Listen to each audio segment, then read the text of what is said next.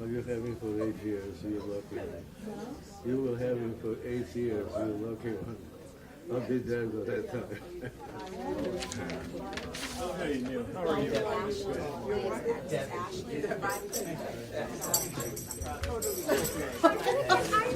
Thank you all for coming to the Liberation Poetry's second reading on the theme Poetry Matters, Voices Against Injustice. The title of our upcoming anthology, our third anthology. We planned this reading with the idea to provide a post-election perspective on the U.S.-American context. As you know, a political campaign based on xenophobia, racism, misogyny, and the exclusion of the other has won the U.S. presidential election.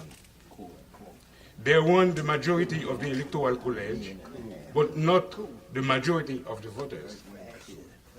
An important detail to mention, given the fact that the bulk of the Trump's campaign promises, if implemented as policy, will constitute an assault on human rights and political equality, and a return to the open Jim Crow society, even Nazis' delusion of creating a race-based categorization of group purification in society. A return to a past we certainly should all resist. The Liberation Poetry Collective will continue to oppose, as we had done during the war in Iraq, all the US government and other governments in the world that harm, kill, or otherwise degrade human beings and which go counter to the values of freedom and human solidarity and dignity that we all cherish. Despite the deep feeling of disappointment and anguish this electoral result has caused, the United States remains a vibrant country, whose majority of the people voted against the proto-fascist element of the Trump campaign for a woman for president. They voted for a woman for president in the majority, and she lost the Electoral College. And many as of today continue to go to the streets to say neo-fascism should not pass, no passaron. In brief, each generation has to launch its own civil rights movement, millennium after millennium, century after century, decade after decade. It's our turn today. In the name of the collective, I want to thank Tom Tipton of and Out of the Blue Gallery for providing to us once again this great venue. Thanks also to Maurice Wilkey of CCTV for videotaping the reading. I pass you now Jill Nechinsky, a founding member of the collective and one of the 3 editors of the anthology. Myself and Nicole Therese Dutton are the others. Let's enjoy it. Thank you, Eddie. Thank you, Tonton Guy, for your introduction. I feel right at home here because it was about 1.5 years ago in May that we had an event here, also very well attended, and I also thank Tom Tipton and Maurice Wilkey. I am going to introduce our first. I don't see Richard Cambridge. I don't know if he's coming or maybe he's a little bit late. So next on the roster is Neil Callender, who I do see. And Neil Callender is also one of our liberation poets in previous and later anthologies. And I'm looking, sorry, for his bio in this very long list. Aha! There we go. Neil is an activist and a poet and a professor. And everyone's going to get a short bio so we can get as many people as possible, and I think that's a good one. So Neil Callender, come on up. Hello, everyone. Can you hear me? Yes. Okay, great. It's nice to see everyone here. Oh, wow, I see my student. Oh. Wow. Wow. I'm very impressed, Umar. Very impressed. All right.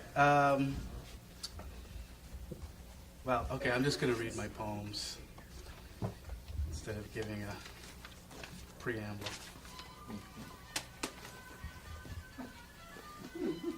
There's your preamble.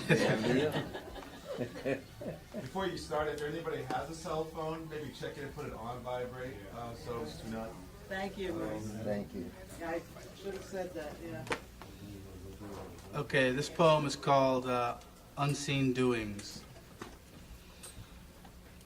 Look over there and here at the lost and lonely one with two oceans to admire itself in. The one aging badly, growing peevish as its powers diminish.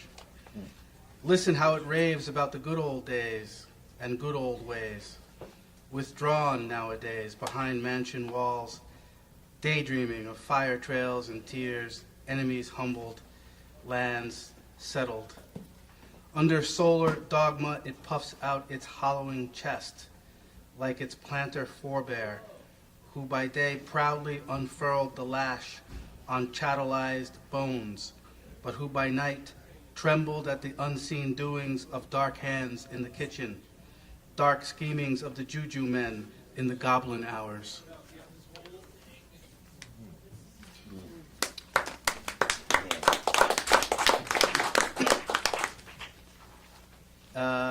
So this is called After. It's probably pretty obvious who I'm referring to, but I'll just say that I put a substantial amount of the blame for Trump's victory on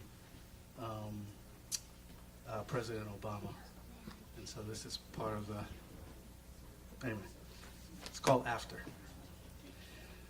When he leaves us for his wife, his daughters, and maybe a mistress or two, will we stand in front of the bathroom mirror stony-faced? Will we sit on the toilet with our heads in our hands? Will we pull to the roadside at inopportune times to have a good cry?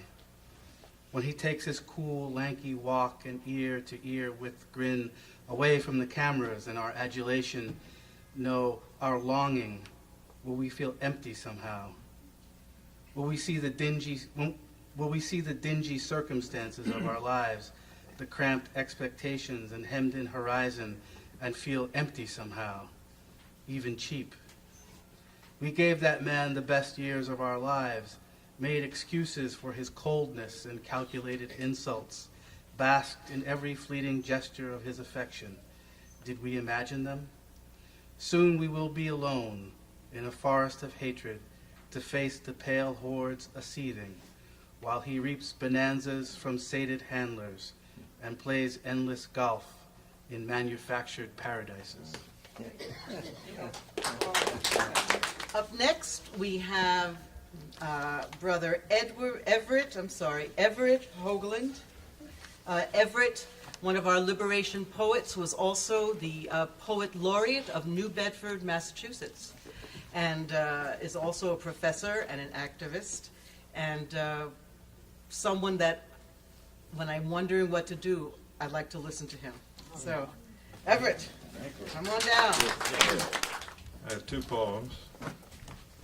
I'm going to begin with a quiet one, quieter of the two. Written today, written in New Bedford, half of it this morning, and the second half in Jamaica Plain this afternoon.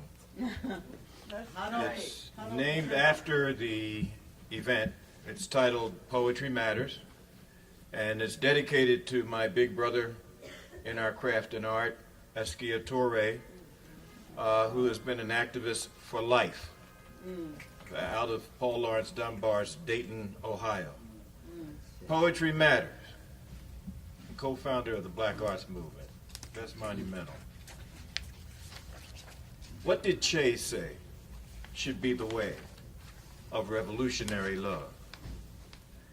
Anyway, what would a poem be if it is not heard nor read? What is a painting, sculpture, a film or photo that has never been, is not ever seen? What is scored music, song that has been, is never sounded, never heard? Dance is music made visible. Dance is body language poetry. Dance is mobile sculpture. Dance and drama are living, breathing motion pictures. Dance is its own mask in motion. What is poetry if not the visible made audible, the audible made visible on the page? Social justice actions, all our art and life, indeed the art of living, is in our engagement, our doings, and our social justice actions can and should be the afterlives of our words. Make a statement with your life, young people. What will yours say? Will it be a poem, a mobile as memorable as one of Calder's? What will be the title of your engaging poem in the soft-bound book of life? Will your life be a long dance with destiny? Destiny begins today. The struggle is at hand, always. The struggle is the eternal now, a luta continua. Will you in your poem dance off paper out into the world, as Agustino Neto's and Amilcar Cabral's did with theirs, as Askia Torre has and continues to do, as Alice Lovelace with hers, Jane Cortez, June Jordan, Adrienne Rich with theirs? Cornbread forebearers say, life ain't been no cakewalk, and life still ain't no ballroom dance for us in the U.S. But you boogie down, young bloods. Boogie down today your own way with your defiant, my life matters, our lives matter selves. A luta continua. In America, KKK, racism trumps reason. It always has, since race-based enslavers Jefferson and Washington. But Che's life showed love trumps hate, trumps oppression, shows justice is handmade, mind-made love. Tantangi mentioned the xenophobia of Trump's campaign, and inevitably with his administration. His logo, his motto, his icon was a wall. We're, as artists, people who are trying to build bridges, not walls.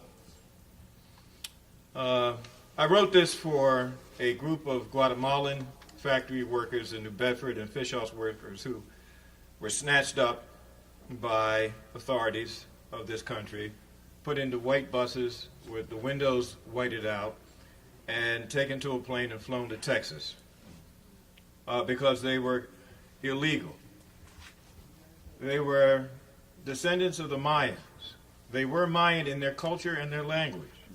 In fact, there were only large number of full-blooded indigenous people of the Americas in this part of New England. The other Indians, so-called, being mainly miscegenated. These are the kinds of people that Columbus came in contact with when he came to this hemisphere in 1492.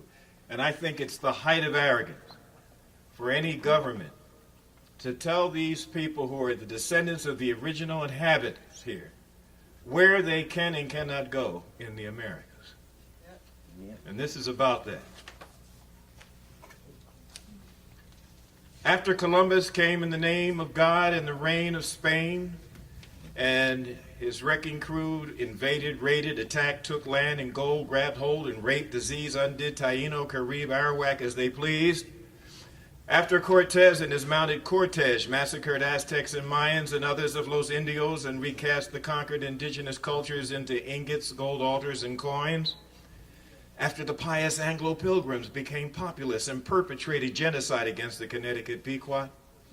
After the founding fathers of illicit biracial slave children born of their legal free market slavery's myriad Monticello slave concubines, whitewashed it all with a cult of race designed to keep uniquely American people colored by inhumanity in their place outside their inalienable Americanism by way of what was then an entitling white lie titled the Constitution. After all that, when famine and class oppression pressed Europeans this way, back in the day, European Americans already here opened the floodgates for them to come en masse, by sea, by fourth class, by steerage, by way of Ellis Island, and by right of what is worded on the Statue of Liberty, just so long as they were free to be exploited as underpaid labor generationally. Eventually, they were allowed to flow into what we know as the mainstream of what is called the American dream. And as relatively privileged members of the silent majority, in turn, complicitly oppressed their human family sisters and brothers of color as others. So, fellow Americans, who are we, the people, but a nation of emigrated immigrants? Who are we, the people, to oppressively oversee the exclusion of Spanish-speaking, French-speaking, Portuguese-speaking, English-speaking, Dutch-speaking people of color whose Central American, Antillean, or African ancestors were already in or brought to and legally outright sold and bought in diverse places in the Americas long before Europe's huddled masses? Who are we, the people, to keep them from the pursuit of happiness? Who are we, the people, to keep people from cropping the amber waves of grain, from cropping the leaves of grass in the promised land of our grand speeches and all-American poetry, from working as rightful migrants in the vineyards where the grapes of wrath are stored, from harvesting the fields from which we get our daily bread? Lord. Thank you, Everett. I love liberation poetry. And I'm actually next. So, my name is, I might not have even introduced myself before. My name is Jill Nechinsky. I'm one of the founding members of the Liberation Poetry Collective of Boston. I've also been an educator, an activist, and a poet. And I love this reading tonight because so many took time to be here, and because I hear echoes of my own poems in my brother and sister poets tonight, and that makes me feel stronger. So I'm reading just one poem, so I'll talk a little bit. This the name of it is Colon's Anchor. Now, Colon is the Spanish name for Christopher Columbus. His last name was Colon, like colony, colonize. So I wanted to make that clear. And just as Everett wrote his poem in half in New Bedford and half in, was it Jamaica Plain? My poem was written half in Jacmel, Haiti, and half in Boston, Massachusetts. So part one, Jacmel, Haiti, July 2016. Oh, one last thing. I had known but seen more clearly that it was from the coast of Jacmel, Haiti, that Simon Bolivar and other liberators of South America set out from that coast after having gotten aid from the post-revolutionary Haitian government. And I'd heard about it, but to be there on that shore, looking out that expanse of water, which if you could see all the way would get to the coast of Colombia, was very moving to me, see that Pan-American solidarity. So that's in here too. Can you hear me? Yeah. Beyond the wave, more waves. Crest of blue-green crystal hides the earth's turn. Horizon line unsure, imagining expanding view of water until Colombia's coast. In the underground pantheon, we saw Colón's anchor from the storied Santa Maria. It was huge and dead. Iron for Ogun, emblem of conquest, harbinger of encounter. That same exhibit hall housed the torturing chains and weights that punished runaways, Mawon, enslaved men and women who escaped, caught by the same iron element as the anchor of Columbus. Two ironed Puen in this island conundrum. Part 2, Boston. Vendrá la guerra, amor. The war is coming, my love. The liberators set sail from that Jacmel coast. Their petitions for aid, for materiel, granted by the Haitian Republic's leaders on condition that all slavery be abolished in the South American republics they sought to birth from colonial Spain. More iron, now shaped in guns, in swords, shod horses' hooves. Beyond the wave, more waves. From these and other shores, our ancestors crossed, fleeing pogroms or kidnapped by capital, but always watching and waiting for the signal, the light, the password, the song to resist. All the pikes must be together by the rising of the moon. Whether wood or iron, words or pledges, before the threat, against the tide, again, ever, emerging from their grief, our shock. Back in formation, we also sing, No pasarán. The prison anchor will have no birth. They shall not pass. Thank you. And now I'd like to introduce Ashley Rose Solomon. All right. All right now. Poetess of Boston. Any other? And All right. take it away, Ashley. Thank you. First for my elders in the league, Askia, Everett Hogan, everybody up in the front row. How you guys doing? Aldo, Anna, how you guys doing? I brought, in the words of Everett Hoagland told me, he said, you know, he wanted to boogie down young people, so I brought some of them. So I'm gonna change it up a little bit, all right? And I have a really big request. I have my youngest mentee here. He just took over my Books of Hope program. He's running his own arts program. He's taking pictures now. This is Jordan. He will be one of Boston's poet laureates. I asked that he closes the show if we pass the baton on by chance. Don't you don't kill me. I don't know. He's probably looking at me with that. Just in case there's enough time. But I'll do my first piece. Jordan, if you could turn this on for me again. This piece is dedicated to everyone standing in solidarity in Standing Rock and to the people in Flint, Michigan. All right. America's dried up well. They were poisoned by poverty.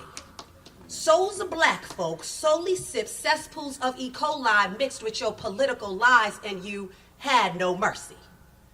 Pipelines and pores exploited under financial pressure. We should have known we would never draw water from America's already dried up well. You stood in silence as our children cupped their hands under fraudulent faucets. You watched as the possibility of learning disabilities dripped into their sinks, educational dreams down the drain. Dark-skinned bodies drowning in tears of pain, bathed in blisters, casually you counted the casualties. Yemaya says it's a war on water. People are thirsty for equity. What happened in Flint, Michigan, what's happening in Standing Rock is what happens when solidarity is left stagnant, when justice is left dehydrated, when humanity is left parched and politics are allowed to pool. Wouldn't be the first time black and brown citizens have been forced to drink from black and brown fountains, huh? We should have known we would never draw water from America's already dried up well. Right here, I have two of my other friends coming up, some musical accompaniment. Hopefully I can y'all some boogie down in honor of Nina Simone. Love some Nina, right? And all the people, Nina's color and my color, all the dark-skinned sisters. This is the poem Dark Skin Representative. Right. This is Musu Devon. My skin is black. My arms are long. My hair is woolly and my back is strong.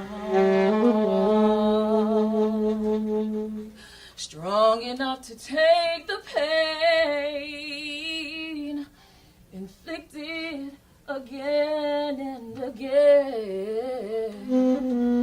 What do they call me?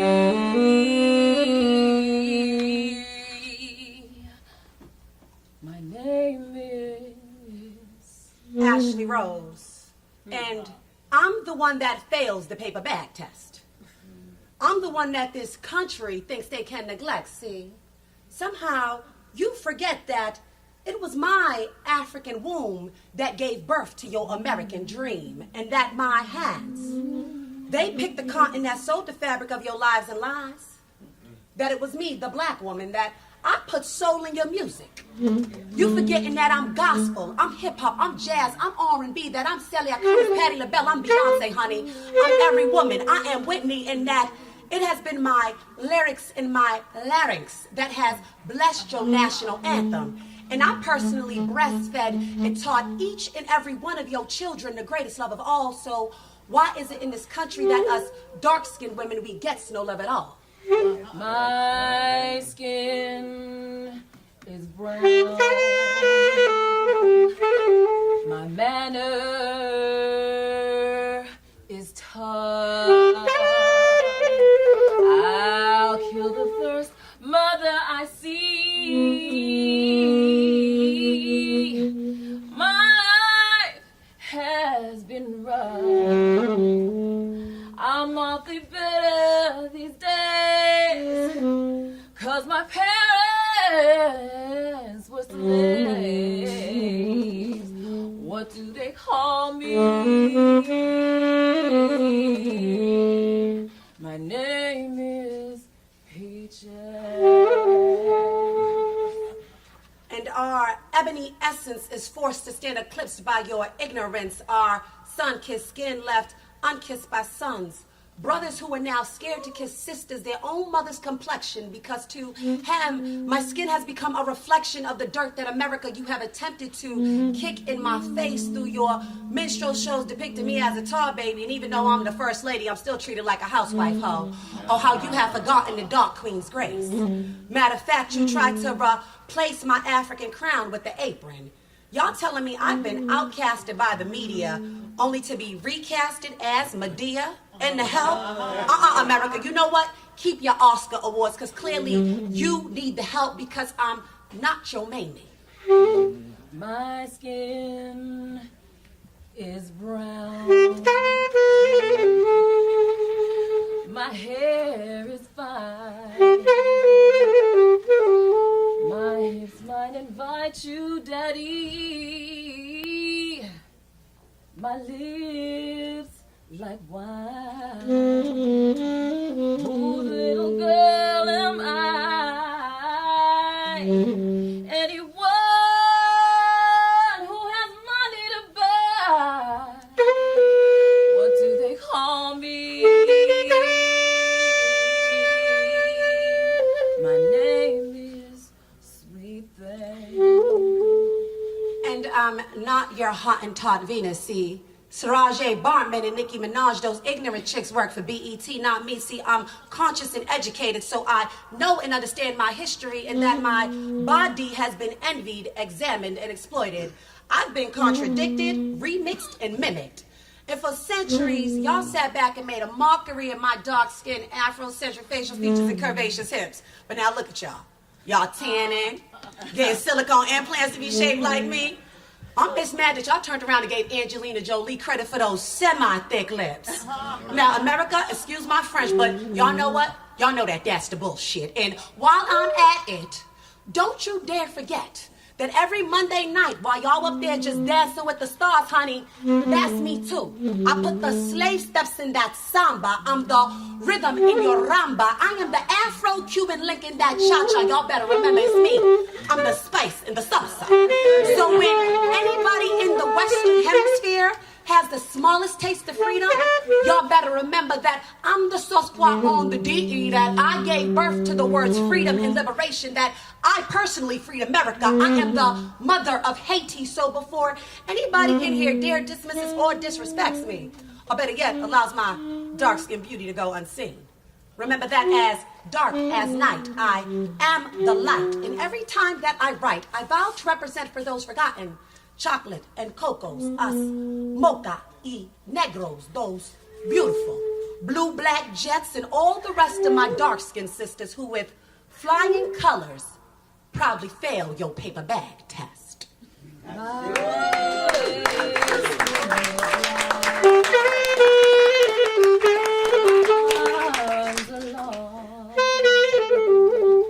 My hair is woolly and my back is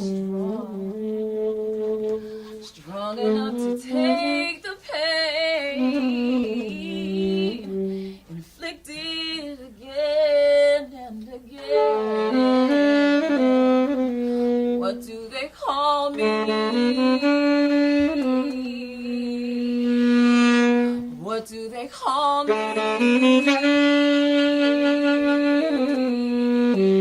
What do they call me? My name is you.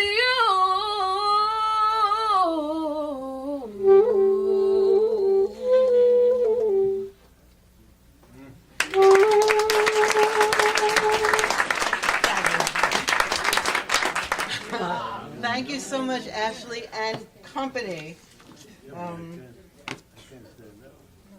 love that song, and I love what you did with it.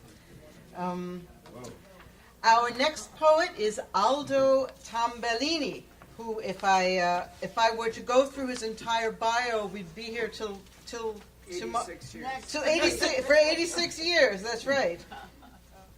Aldo is a U.S. American, an Italian, a fighter for freedom, again, for his entire life. He's seen fascism before, so this is nothing. we can fight this. Aldo was a multimedia artist before there was such a thing. He sort of invented the whole movement in the 60s. He continues to receive honors in the United States and abroad for his work in poetry, video, and installation. And he was one of the original founders of the Liberation Poetry Collective. And I give you with us tonight, Aldo Tambellini. I don't write any title to my poetry, but I write dates when I write them. And this one here was written on July 15, 2002. It's only a paper moon that hangs on a cardboard sky, but if you make believe, it's a new Dante held vision. Ooh. Play with a Fellini mass media circus, acted by a virtual, insane asylum cast. It's a mad holographic performance inside the global big top. Unpredictable, chaotic disorder. It's the new evil ringmaster of injustice with draconian, deadly laser beam vision. ruling the circus with unchallengeable power. It's the horror sideshow and the aging useless clown, the tame lion grazing on genetically modified sterile grass growing from sawdust in the arena. It's a Jerry Springer morality play, the dull acrobat with alluring eyes, seducing libidos with corporate pimps cashing in. It's a Goya demon suspended on a platform, on a tightrope. It's a tiger tamer, stiletto heel and blade bloody fingernails, snapping the dominatrix whip in the air. It's a Frankenstein in the artificially intelligent biolab, rewiring brains, updating old controlling chips. It's a remote roborat spying on the ringmaster. Get in line, buy the ticket, see the show. The future is here. The price is right.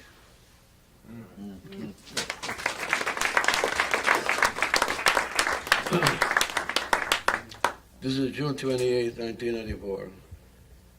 Don't let them sleep under the stars.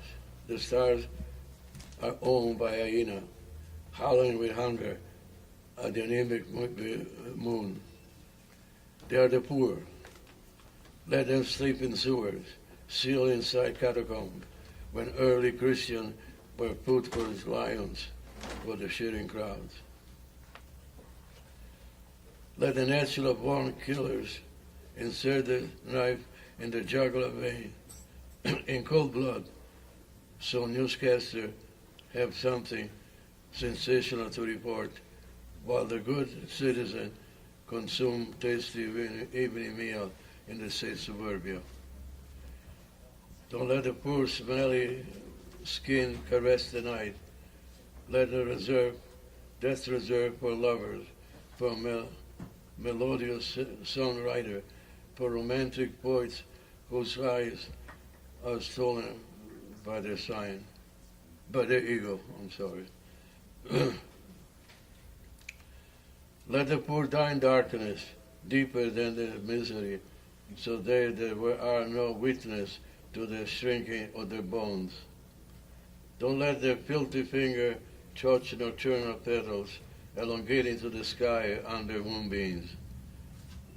That's reserved for those whose wings are made of banknotes.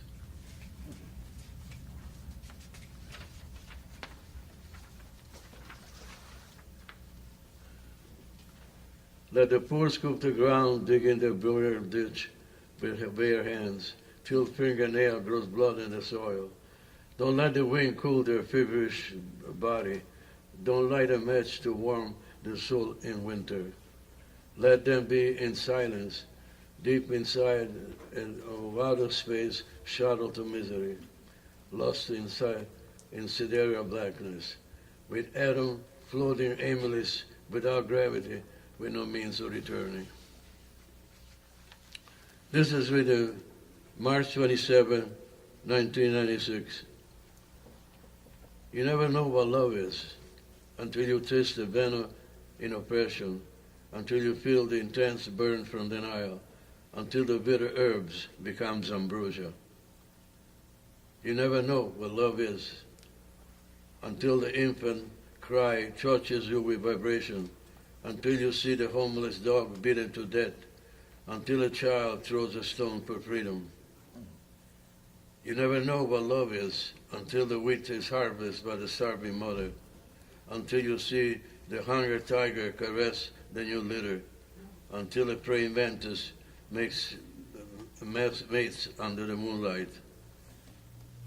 You never know what love is until the microscope blows up the pain, until you hear the airwave speaks of human rights, until freedom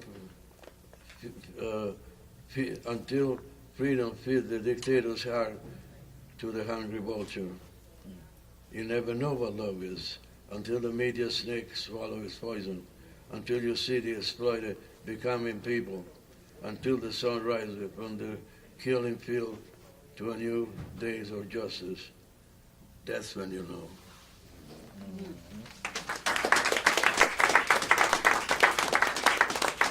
This is April 20, 1997. What's the skin anyway?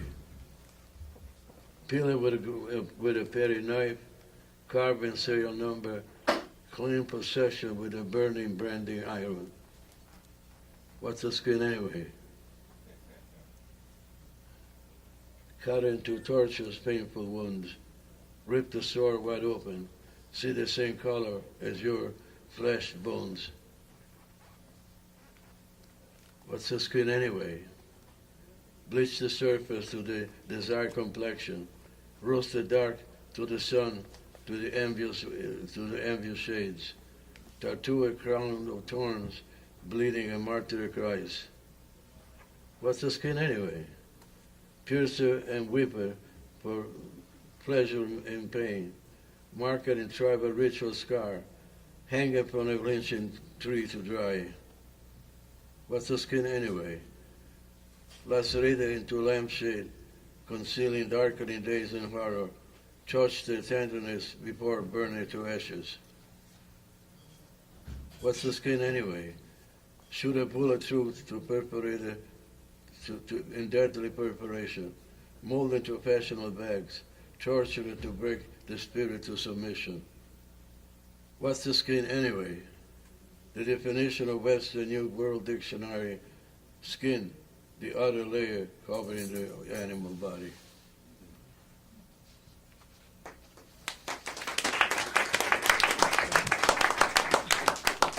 And this is the last one.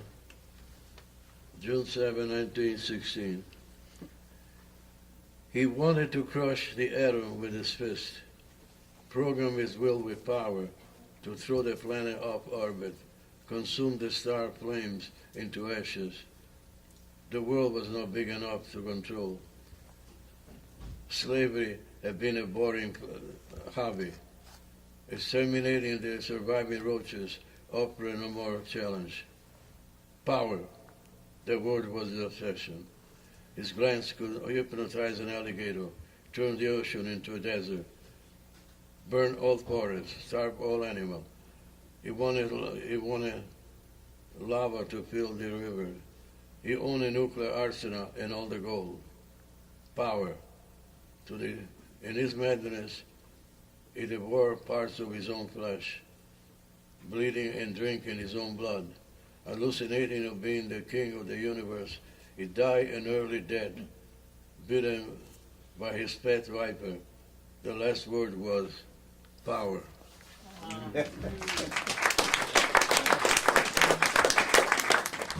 Thank you very much, Aldo Tambolini, who keeps on and makes us realize that the struggle, indeed, la luta continua.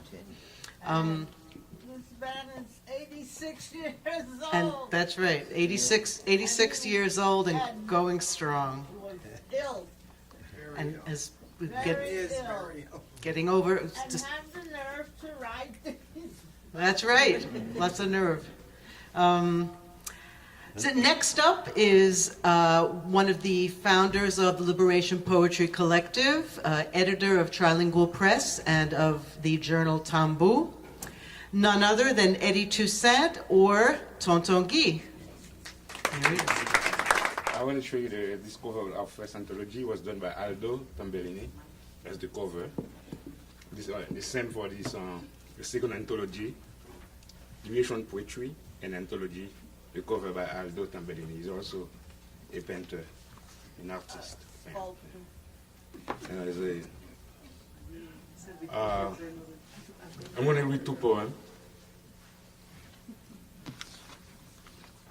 I wrote this poem on Wednesday, the 9th of November, in the middle of the night. And I feel like I had to write something. And I was happy to see that he has a good resonance on Facebook.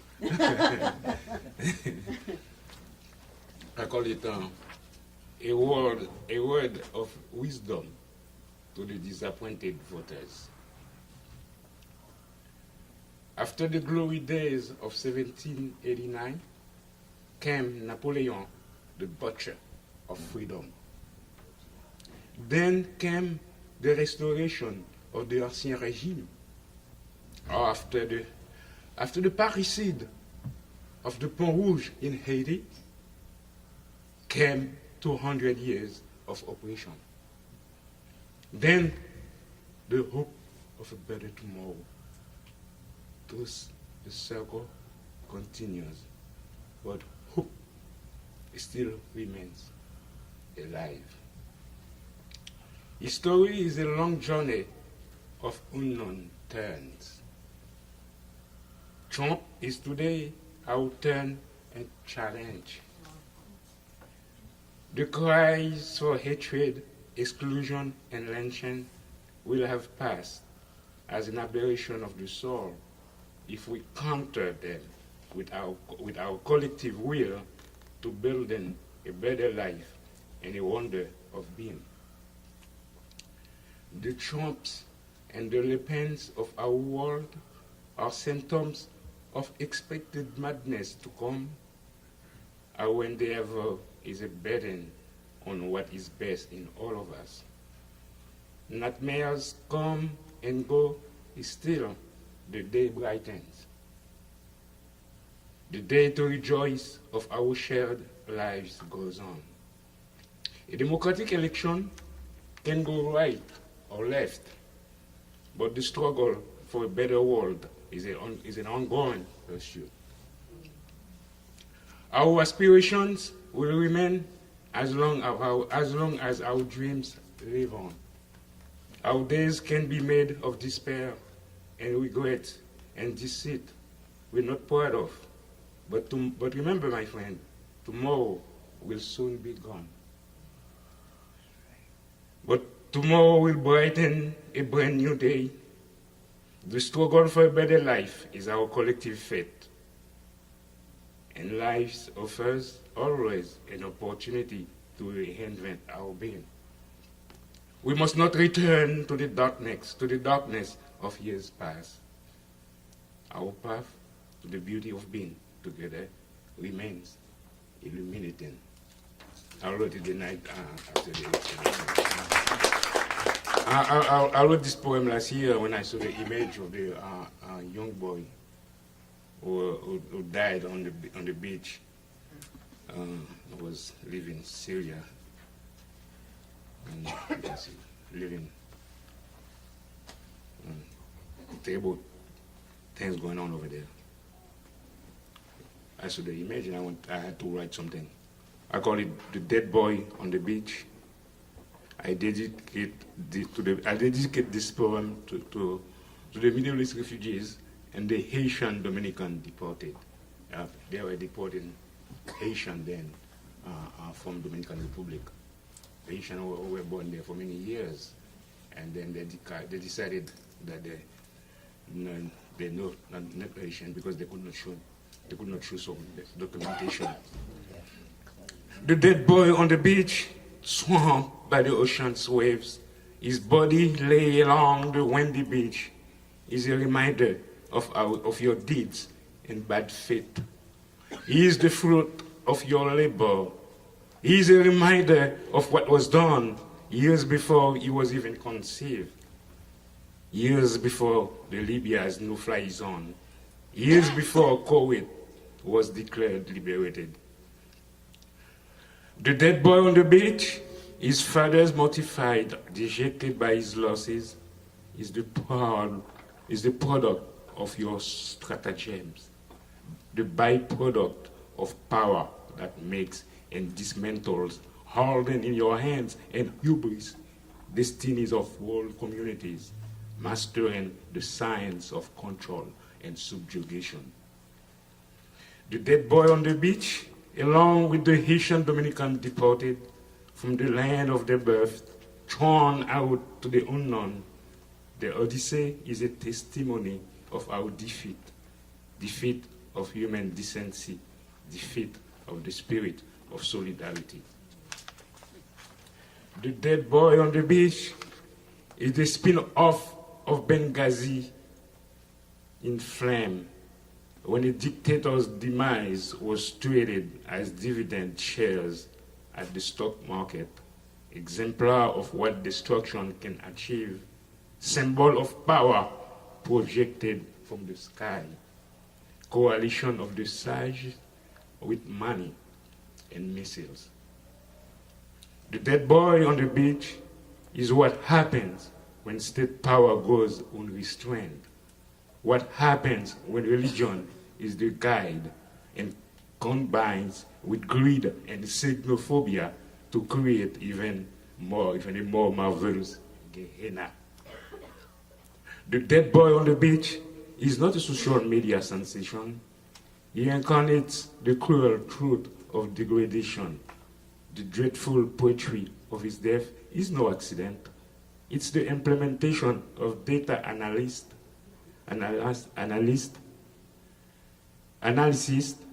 the component of cosmological scam only a worldwide counter scam can defeat. The memory of this dead boy on the beach is the history of things past, the happening faded in absence, human contingents in action. Tell me why the dream of a better world shared by all the refugees on earth must be a scourge and not an embrace?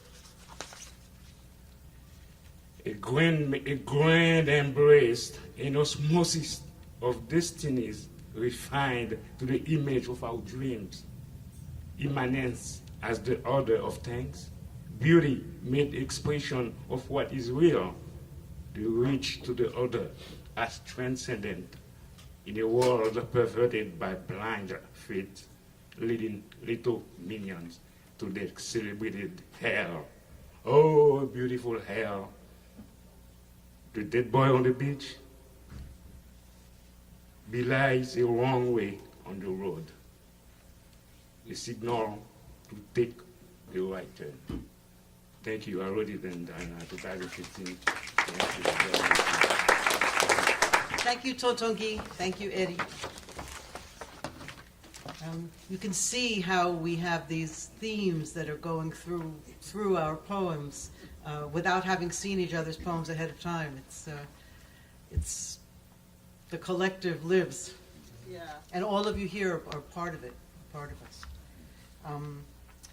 The next poet to read is Askia Touré. You've heard him lauded and snapped and lauded by many of us before. Askia Touré. Askia Touré is a visionary, a griot, an award-winning poet, and co-founder of the eminent Black arts movement in the United States. Thank you. Askia is current writer-in-residence at the African American Master Artist-in-Residence program at Northeastern University. And we are very proud to have him with us tonight. Askia? Wow, this is a nice turnout. And it had looked back in the back. It was just wonderful in these times that poetry still exists like a beautiful flower, summoning us, hopefully, to the best that's most human within us. I'm going to read two of our comrades and heroes. Thank you. This is called, I don't know if I've read this before in public. This is called From the War Zones, Amiri Baraka at 70. Du Bois gone, and Robeson, that gentle giant, moving steadily into myth and legend, undying, now safe from heathens who would kidnap God only to sell said divinity to the highest Wall Street bidder.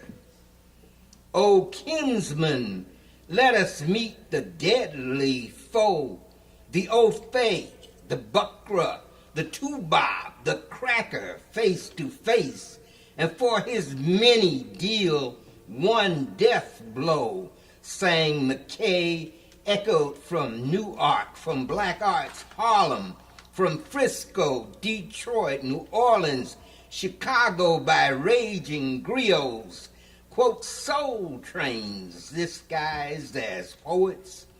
Baraka, why you so angry, so anguished, frantic, and visionary? Stop shaking America with your bebop vision, blue notes, your sarcasm, satires, tirades wilder than apocalyptic sermons, Jeremiah's geared to awaken the dead Negro, seller of wooden Negroes, Colin and Condoleezza, Uncle Clarence and hanging Judge Crouch, traitors moving backwards into slave motions, oh midnight movers, bebop groovers, following a freedomistic prophet these 40, 50 years, singing sermons of our maturity. Why, old jazz man, do you persist these dry white seasons? Because, my friend, vision never dies. This is to a great comrade, freedom fighter, and I had the honor with other people, other good people serving with him in Mississippi. This is Comrade Kwame Ture, better known as Stokely Carmichael. I like this because you see him in his Black Panther jacket, and underneath his Black Panther jacket is his dashiki. I love that. Kwame Ture, a testimony, 1960 to 1998. Oh, black star, looming in the far Africa of our mythic dream times and oracle aspirations, hear us, your sons and daughters, calling from the depths of Middle Passage slave ships, cane and cotton fields, bleak ruins of modern concentration camps known as black inner cities. Trapped in American apartheid among millions of colonized Africans, voiceless victims terrorized for centuries in deep South gulags, hounded, beaten, dispossessed, we were lured out, exposed, forced to play certain roles here amidst bombs, lynch mobs, burning churches, and murdered prophets. We were young idealistic dreamers, innocents wanting somehow to make a better world.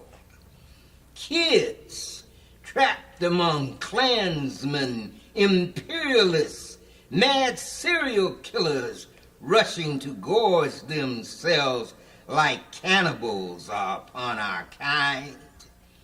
What could we say to dissuade heathens from bizarre gang rapes, child murders, centuries of genocide, plunder, and picnic lynchings? Conversation was useless. In the end, embracing our enraged, battered people, we had no choice but to struggle. By nature, we were peaceful men, women, embodying a warm humanity as lyrical as the blues. We created music, dance, art, on sweat-drenched evenings, explosive with syncopated rhythms and intimate promise.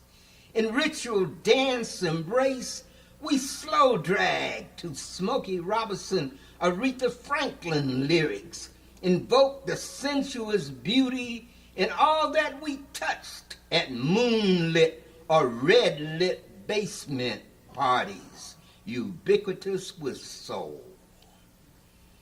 But werewolves howled in blood-drenched midnight, and rain drove our tomorrows into gray-streaked, drizzling ruins.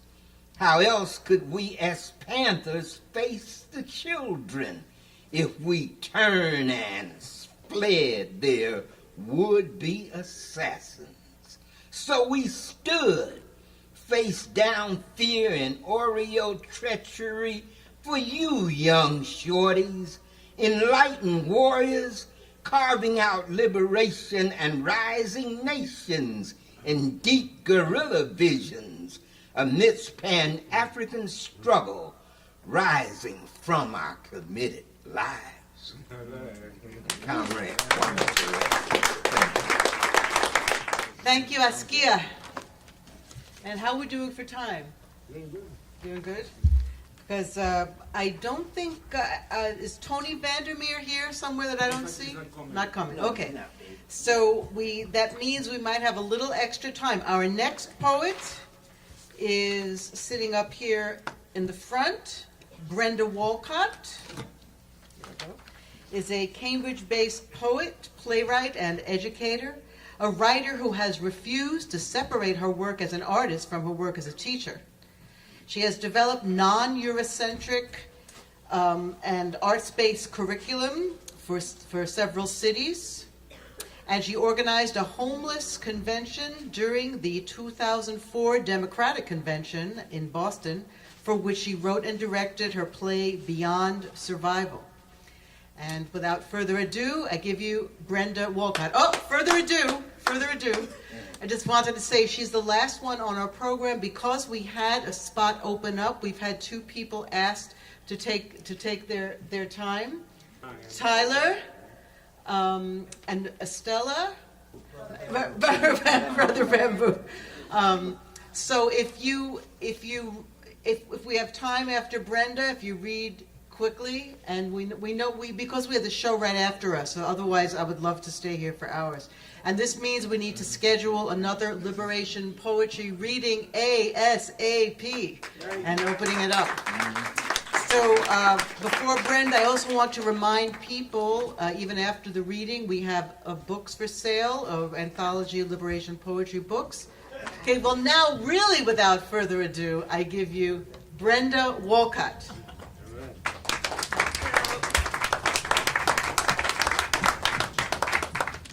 Been so wonderful.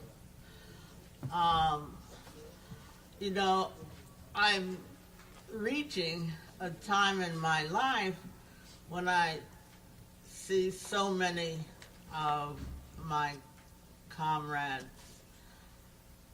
friends who thought the way I thought and loved, slowly slipping away.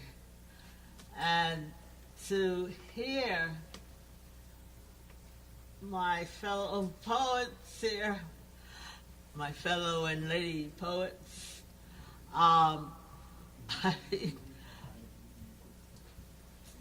using the same words, the same thoughts, it's so wonderful. It reminds me really of my youth. So thank you guys.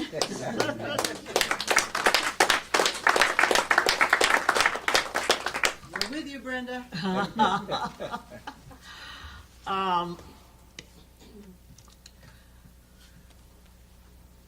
I have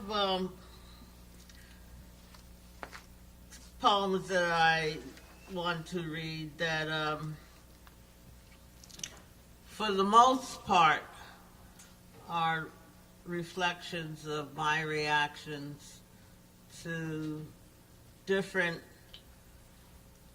fascist, destructive, racist incidents. But the first poem is actually a statement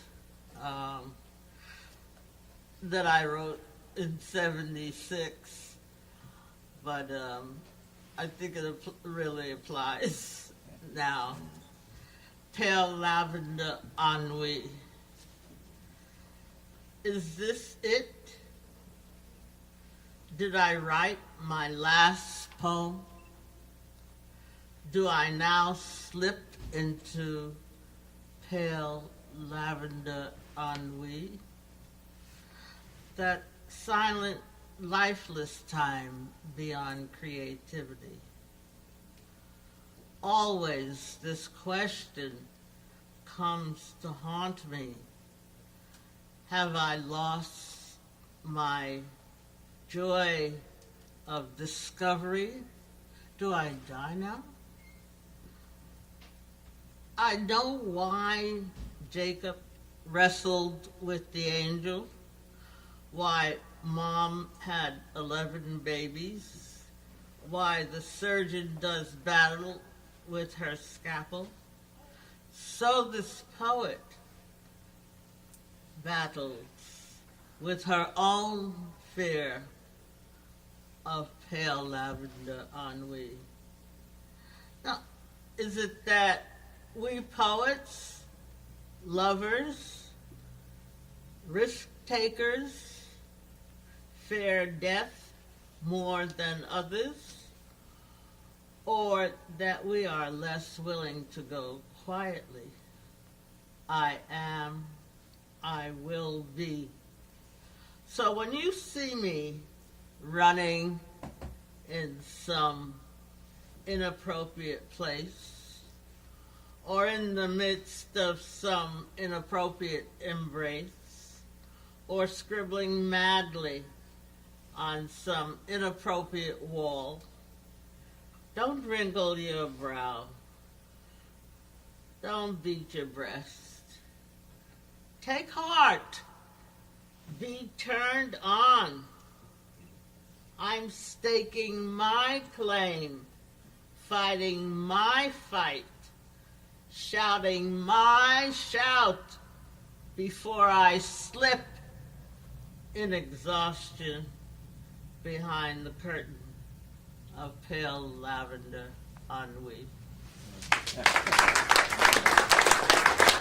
This is a poem that I wrote. Some of you have heard this before.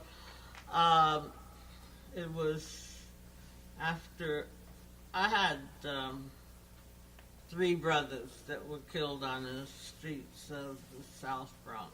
Wow. Oh. So one brother told me about this conversation with a Puerto Rican youth. Ya no hay na ya a gente, bro.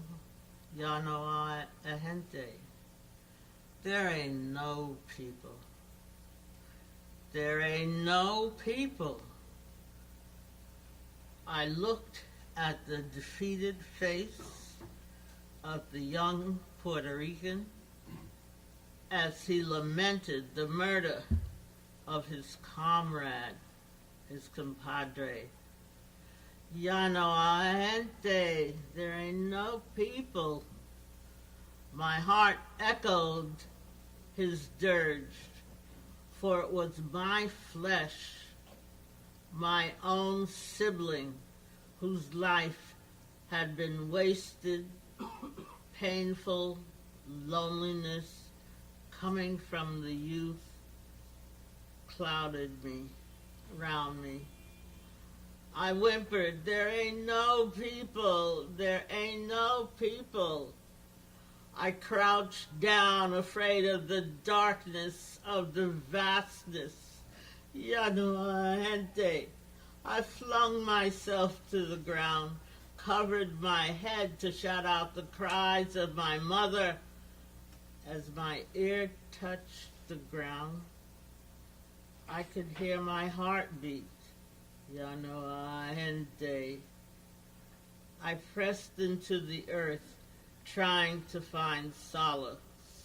Why are they killing black boys? No answer. Just my heartbeat. Ya no, gente. I was lost in the lament, rocking, moaning. Then I heard the sound, faint at first. I heard the sounds of guns, of running. I heard Africans defeating Portuguese, Angolans. I stilled my heart. I heard the marching of workers. I squeezed my lids, and saw the fighters of Central America. I stretched out, and in every part I felt the freedom chants of Puerto Ricans, Haitians, Cubans, Chicanos, Afro-Americans saying, "Aquí estamos." We are here. We are here. I slowly raised my head, crawled to the defeated youth. I took his hand and said, "Let's get up. Vamos a buscar la gente. Let's go find the people. Let's go find the people." This was written, again, a number of years ago when I was visiting some students of mine that had graduated from Mass Art, and they were in California, and I went to see them. And there was like 4 guys living together. And they were all so talented. But there was one in particular I noticed who was being torn up by rage. And I knew, because by then I had been working with youth for so many years and so forth, that this guy, in spite of all of his talent and so forth, was going to be destroyed by that rage. In America, black men don't grow old. They just grow sad. Many choose suicide at an early age and impale themselves on their own rage or ingest the poison doled out to them by the old white men who run everything and take 1 out of 5 of my black boys from me before they see 30. That was the statistic that, I don't know, it's probably close to the same now. The black men who survive don't grow old either. They just grow sad. Their taut muscles defy time, even when they develop what I call a little chippy's playground in the midriff. But the muscles of their eyes grow tired from fighting back weakness and seeing the tears of their women.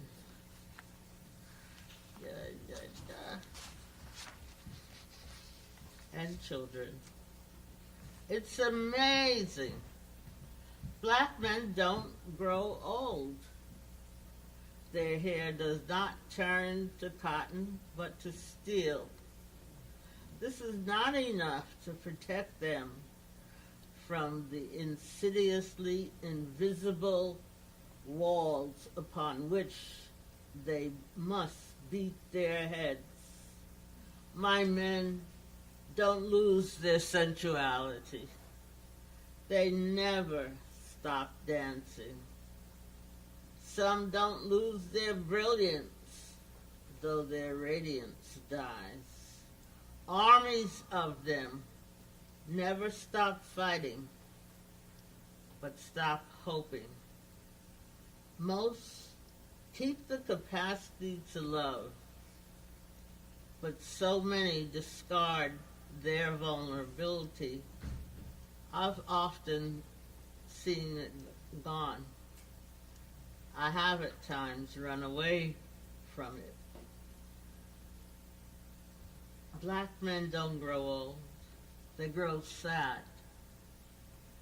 I, on the other hand, grow inchingly, insanely decrepit with the increasing awareness that my love is not enough to help protect my son, father, lover, brothers from these evils that will not permit them to grow old, but beautifully and sadly black.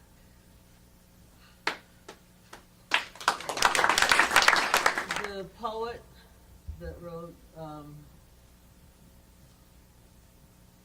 Going Home, Returning to My Home. Yeah, no. Returning Returning to my- Amy Césaire. Amy Amy Césaire. Césaire. Amy says it. Returning my native land. Césaire. Right. Okay, thank you guys. See what I mean? So, you know, I read his book and I came across this image that I had never seen before. And it's Amazons of Dahomey. Amazons of Dahomey. I am haunted and seized with your image. What need, what memory do you awaken? I dreamed you were my mother. I ran to you with some little girl's hurt. You removed your soldier's armor, bent to kiss my face, and the image merged to another woman who stood in an alien white kitchen and sneaked pie to stop my tears. Drums of Dahomey haunt me. What need, what memory do you awaken? I saw you, mother, guarding the king's palace, standing alert and watchful, with your hard, sharp spear pressed against your round, soft breast.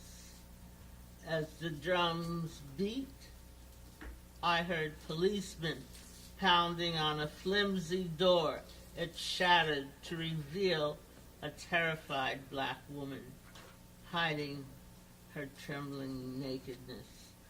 Mother Dahomey, what need, what memory do you awaken?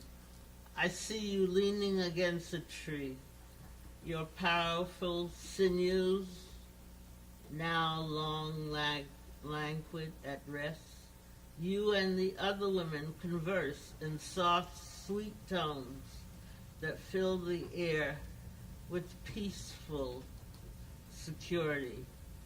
I drift like this until I am jarred by the moans of my mother, tossing and turning on her bed, unable to find rest from her anxieties. Women of Dahomey, drums of Dahomey, what need, what memory do you awaken in me? Mother, I saw you doing battle with an intruder, your face hard and fierce. You seized your sword, and my mother screamed as a drunk, broken Negro landed a fist to her jaw. The dream of Dahomey, the dream of Dahomey. And I'm going to cut to the head. Drums of Dahomey beating in my head, magnifying my nature, finding me strong, weak, magnifying my nature, finding me contradictory, beating, magnifying my nature, finding me trusting, guarded, magnifying my nature, finding me joyful, sullen, magnifying my nature, and finding me my mother's child. You're multi-generational Yes. and proud. I'd like to take this moment to remind people that if you want to purchase books, you can purchase them here. And also you can go online to tambu.com/Trilingual Press, where you can see all the books published by Trilingual Press. Also, and I can't believe I'm saying this, feel free, please follow us and like us on Facebook. Anthology of Liberation Poetry, to like us and hear about our events. And also you can submit and send your poems, post them online or send them privately if you want them to have a smaller audience. But this can be a new forum for all of us too. They can be poems that you wrote originally or poems that have inspired you by other poets. Please do so. That's Anthology of Liberation Poetry on Facebook. And now we have a little extra time. We do still, right? Eddie? Yeah, We still have time. So, so one poem for each person with Tyler, and someone else has to take the pictures because Tyler's been taking everyone's pictures. So I don't know who wants to do that. Tyler, Estella Perez, and Bamboo, Brother Bamboo, was that? So you could, so 1, 2, 3. And do you want to say anything about yourself? I wanted to say thank you to everyone who came out tonight. Thank you for showing your face, because it shows that you are aware of the conscious issue that is occurring right now, and you're taking that first step to really allow yourself to be immersed in it and figure it out for yourself. My piece is kind of a reminder that we are great, and the title of my piece is called Invocation Blackness. Welcome by the cauldron, the womb we work our magic, invocating endless potential. We stand in front of sacredness as blackness beats to the tempo. Nymphs dance circling the greatness, trees are wilted and burnt here. Tribulation is heard crackling under sacred fire, calling the wise folk to the space to bear witness. The cauldron steams. With bunches of lavender, strands of Moses' hair, the will of a king caged in discrimination. Now stir. Stir it while it's hot. Hold the ground with bare feet. Tangle your toes in the grass as the stars are consumed by the clouds. This is black girl magic.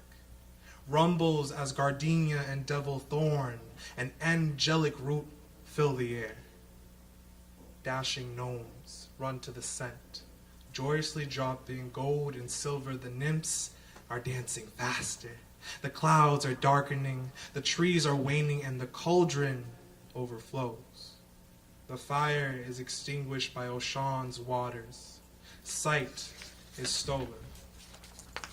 All you can hear is the hound's wail and the presence to the cauldron sky, the trembles by the giants who carry the earth, thrashing all of us to the ground. It's black, too black to see the culprit. Pitter-patters of feet disappear. Trees are stilled. There is now divinity in my presence. It looks just like me. Smooth black shimmers back like Luna's reflection, illuminating the image of beauty. This is me, fully embracing my soft, cringe curls, its marvelous hair. The brown crystal is formed around my irises. I call eyes. Pheromone scenting of conviction, cinnamon, compassion, and allspice. It's the scent of kings and queens in this modern world. This beautiful self-reflection looking back at me is blackness, and blackness is me. It's Aphrodite with her firm rule, Cleopatra with her mastery of swag. See, it's clear like the rattlesnake's warning that I am divinity powered by the sun. You must not remember this greatness that is stored in your cells. Within you, and in every born black child, is the entire embodiment of the cosmic love. It's the setting of the universal creation. It's the manifestation of gorgeous might. It's the principle of integrity.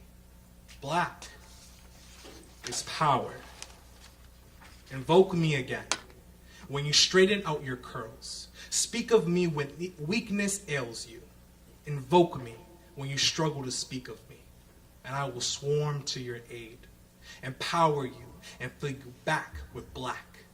For this is my black boy magic. Wow, we're glad you showed up today.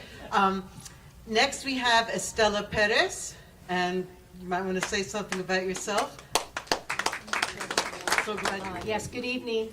One of the things that I wanted to say, I'm very happy to be here, and it is that with the recent events of the election, I think a lot of us have been dumbfounded.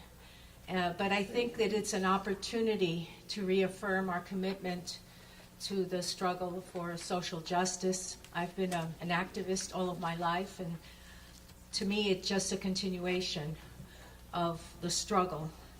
I have two very short poems, if it's okay. They're really short. The first one is actually, it comes out of my struggle for women's rights.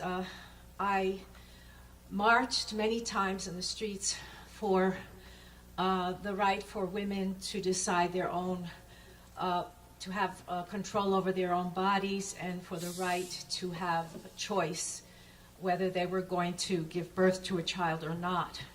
And so the first poem has a lot of images also that have to do with conservation, and in this era when there's a denial that there is such a thing as global warming, I think some of these images are quite relevant.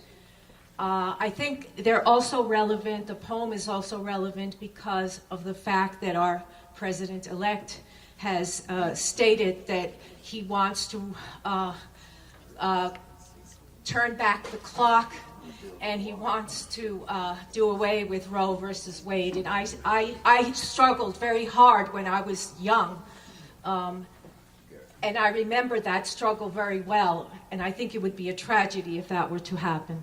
So this poem is called Abortion, and it was written in 1983. Standing on the limit of this dying earth, engulfed by decaying vapors that extinguish life, I hear the desperate flutter of venomed wings and muffled sobs of lonely struggle there. Entangled in the narrow bed of death, gaping at the shadow of open limbs, I wait for the silken hand of skill to choke the feeble bud that will not be. Flapping, sandy forms languish on the shore, hailing the savage dance that rushes them beyond, while I await a festival of life to banish pains the seeds have left behind. All right. One is more upbeat, and it's actually tells of a love affair that I had, and it was written in 2000, and it was with a man who's an interpreter, and talking about trilingual press. This was a trilingual love affair because we spoke. Our love affair was in English, Spanish, and Portuguese. We're all fluent in those three languages, and it's the only trilingual love affair I ever had. So it's called it's called Esperanto. I miss lying by your side, our lips exploring each other, my desire surging with each caress, As you whisper sounds in Esperanto, you chant my name like a mantra. We float on a cloud, timeless, without boundaries. Scents of blossoms, incandescent glow enveloping us. Thank you very much. Here you go. The mic is yours. Akuni, which means greetings of peace in our native language of the indigenous people of Massachusetts. I am Wabanaki. My name is Kari Bamboo Moran. I am of a handful of children that grew up in the piano factory. I am going to, I just put together some excerpts from a project of mine which was called Jedi Soul.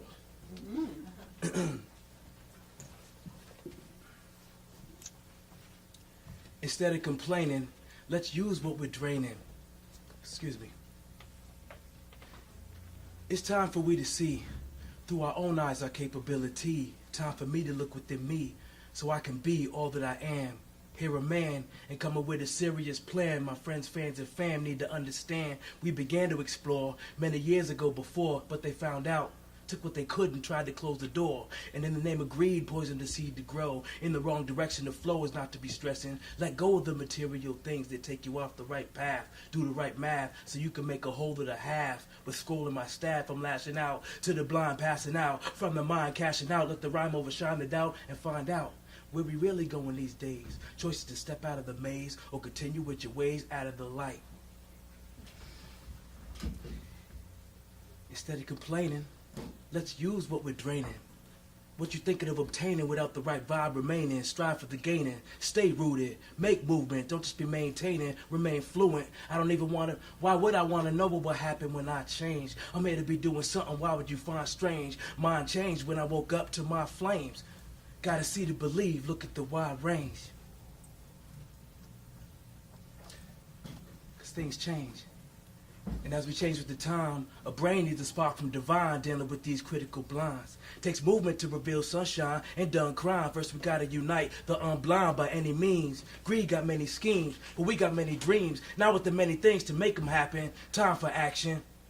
Let's make us a plan and get cracking, not just relaxing. Let's grow the fruit and keep stacking. To rearrange the chain of command be the plan. So just give up the land, or we'll be forced to turn up the band. To withstand the power that reigns, no way to do it. Shouldn't be strange you blew it. Our lives ain't the type to fool with. Closing up, we welcome you. We want to get together here again. Keep your eyes open for the next readings. We're stronger together, and not because somebody said that, but because it's true. And we're going to make America great. Yeah. Now it's up to us to make America great again. That's right. So once again, feel free, have something to drink, go take a look at the books, and Eddie, anything else you want me to say? Just Finish up? So thank you very much again, and hope to see you back here. Thank you once again, Tom and Maurice.